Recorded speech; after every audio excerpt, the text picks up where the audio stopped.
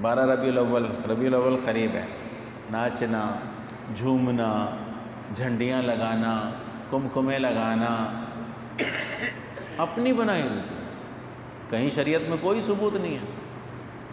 پھر اچھا جی تم اپنے بیٹے کی تو سالگرہ مناتے ہو، تو ہم نے حضور کی سالگرہ منائی تو کیا ہوا؟ اچھا بھائی بیٹے کی سالگرہ منانا کوئی عبادت ہے؟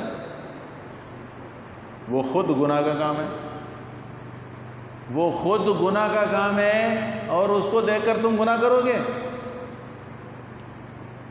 نعوذ باللہ۔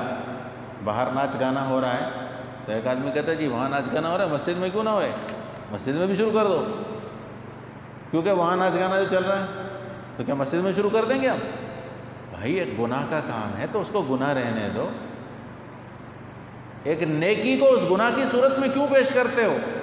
یہ پیش کیا جاتا ہے کہ جی بیٹے کی تو سالگرہ مناتے ہیں، بیٹے کے پیدائش پہ تو مٹھائیاں بانٹتے ہیں، بیٹے کی پیدائش پہ تو کیک کاٹتے ہیں، تو ہم کیوں نہ کریں؟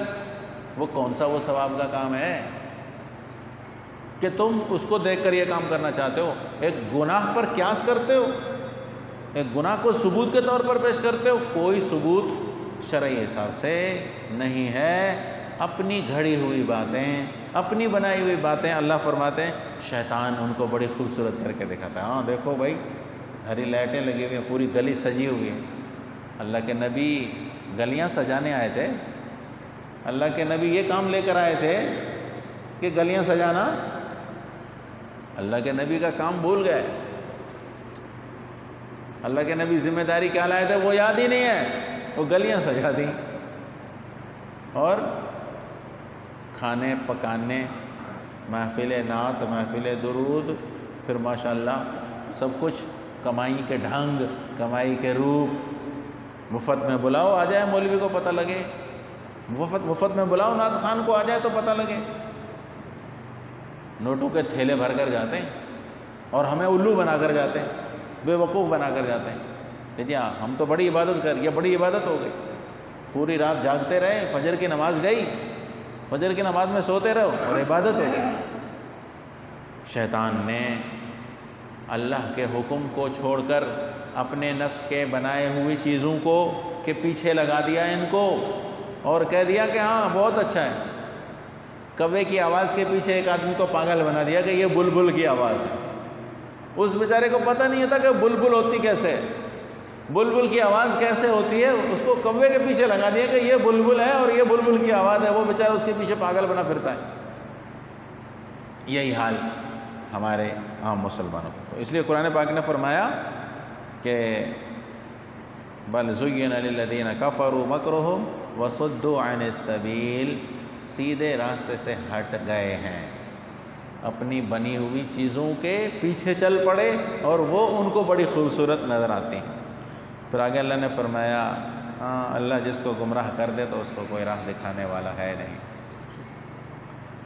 اللہ جس کو گمراہ کر دے، اچھا گمراہ اللہ جو کرتے ہیں نا وہ اس کے کرتوتوں کی وجہ سے کرتے ہیں، یہ یاد رکھیں۔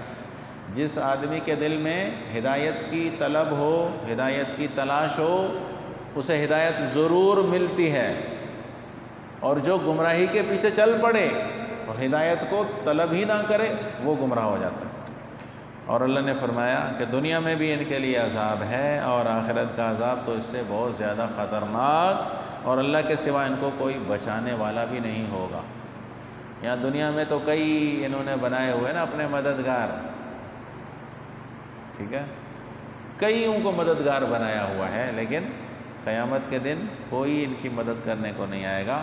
قرآن پاک نے خود فرمایا ہے کہ مشرک قیامت کے دن کہیں گے کہ اللہ ہم نے عیسیٰ علیہ السلام کو پوجا تھا، اللہ ہم نے فلان ولی کی پوجا کی تھی، وہ ہمارے سامنے تو لا۔